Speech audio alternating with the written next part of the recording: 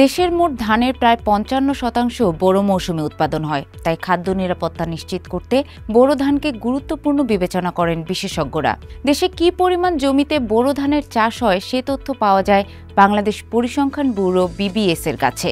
তবে সংস্থাটি প্রকাশ করা এ তথ্যের বিশ্বাসযোগ্যতা নিয়ে প্রশ্ন আছে। সম্প্রতি বাংলাদেশ জার্নাল অব এগ্রিকালচারে Estimation of Boro rice area in Bangladesh using Sentinel-2 imagery and machine learning algorithms শীর্ষক একটি গবেষণা প্রতিবেদন প্রকাশিত হয়েছে।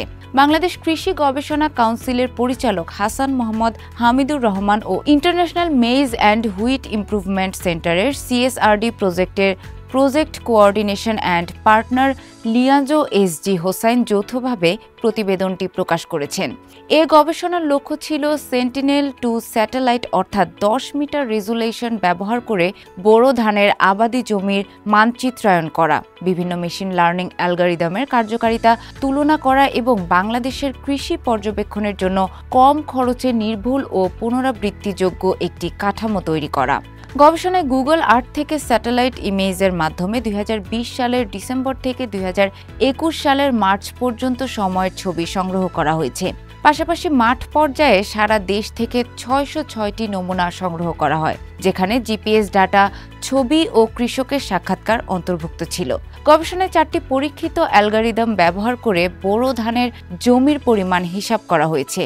এ ফলাফলের সঙ্গে 2020-21 অর্থ বছরে BBS এর দেয়া বোরো ধানের জমির পরিসংখ্যান তুলনা করে দেখা হয়েছে।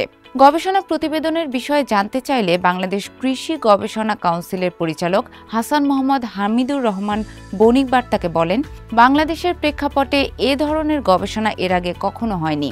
এখানে স্যাটেলাইট প্রযুক্তিকে কাজে লাগানো হয়েছে। এক্ষেত্রে আরও ব্যাপক ও বিস্তৃত পরিসরে তথ্য সংগ্রহের মাধ্যমে গবেষণার ফলাফলকে আরও সমৃদ্ধ করার বিষয়টি বিবেচনা করা যেতে পারে। এতদিন আমরা প্রচলিত পদ্ধতিতে তথ্য সংগ্রহ করেছি। এখন যদি অত্যাধুনিক প্রযুক্তি ব্যবহার করার মাধ্যমে আরও সঠিক তথ্য উপাত্ত পাওয়া যায়, তাহলে সরকারের উচিত সেদিকে জোর দেয়া। এক্ষেত্রে স্পারসোর মাধ্যমে সরকার এ ধরনের গবেষণাকে আরও জোরদার করার পদক্ষেপ নিতে পারে। কৃষি গবেষকরা বলছেন, দেশের জনসংখ্যার অনুপাতে বাড়ছে না খাদ্যশস্যের উৎপাদন। কৃষিজমি হ্রাস, উচ্চ ফলনশীল জাত উদ্ভাবন ও সম্প্রসারণের অভাব, কৃষি উপকরণের মূল্য বৃদ্ধি এবং সে অনুপাতে কৃষক আয় করতে না পারা সহ বিভিন্ন প্রভাবক কৃষি উৎপাদনে নেতিবাচক প্রভাব ফেলছে। যুক্তরাষ্ট্রের কৃষি বিভাগের তথ্যমতে 2014-15 অর্থ বছরে বাংলাদেশে ধানের আবাদ হয়েছিল 1,17,90,000 হেক্টর জমিতে। 2020-21 অর্থ বছরে তা কমে দাঁড়ায় 1,15,00,000 হেক্টরে।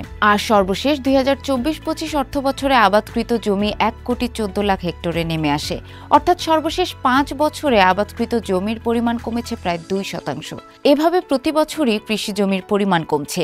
এর বিপরীতে 5 বছরে হেক্টর প্রতি ফলন বেড়েছে কেবল 4%, আর চাল উৎপাদন মাত্র 2% বেড়েছে। BBS এর পরিসংখ্যানের নির্ভরযোগ্যতা ও যথার্থতা নিয়ে প্রশ্ন দীর্ঘদিনের। খোঁজ সংস্থাটির নিজস্ব এক জরিপেও এর তথ্যকে নির্ভরযোগ্য মনে করেন না 1/3-এরও বেশি ব্যবহারকারী। এমন তথ্য উঠে এসেছে। বাংলাদেশ উন্নয়ন গবেষণা প্রতিষ্ঠানের সঙ্গে যৌথভাবে BBS এর একটি জরিপ পরিচালিত হয়। শিক্ষাবিদ, গবেষক এবং আর্থিক প্রতিষ্ঠান, সরকারি প্রতিষ্ঠান ও উন্নয়ন অংশীদার প্রতিষ্ঠানের প্রতিনিধিরা এ জরিপে অংশ নেন।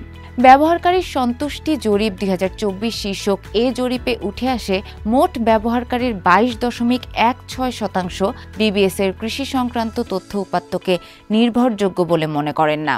BBS এর প্রাক্কলিত হিসাব অনুসারে 2023-24 অর্থ বছরে বোরোর মোট জমির পরিমাণ ছিল 48,77,775 হেক্টর।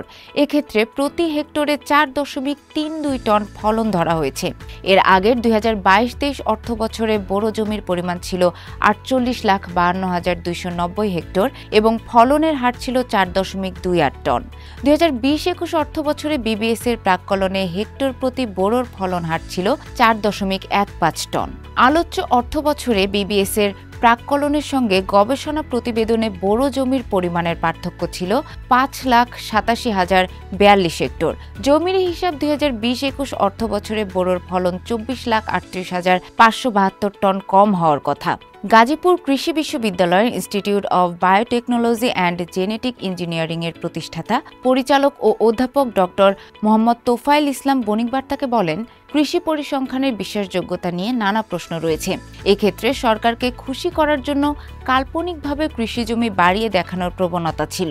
আমি আমার এলাকার কথা বলতে পারি, যেমন আমার ইউনিয়নের স্যাটেলাইট ইমেজের ডাটা আমার কাছে আছে এবং যেটা দেখা যাচ্ছে যে সরকারি তথ্যের সঙ্গে এক্ষেত্রে 30% পার্থক্য রয়েছে।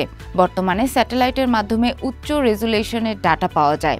এগুলো ব্যবহার করা হলে তথ্যের নির্ভুলতা বাড়ে। আমাদের এমন সিস্টেমে যাওয়া উচিত, কিন্তু আমাদের বিবিএস এখনও এ ধরনের আধুনিক পদ্ধতিতে যায়নি, যার ফলে জমির পরিমাণ বেশি দেখাচ্ছে। পরিসংখ্যানে দেখা যায় প্রতি বছরই ফলন বাড়ছে, কিন্তু বাস্তবে তা হচ্ছে না। ধানের মোট উৎপাদনের তথ্য হিসাবে নিলে আমাদের এখন যে জনসংখ্যা আছে সেটি আরও 25% বেশি হলেও পর্যাপ্ত থাকার কথা। অথচ বিশ্বে এখন দ্বিতীয় বৃহত্তম চাল আমদানিকারক হচ্ছে বাংলাদেশ।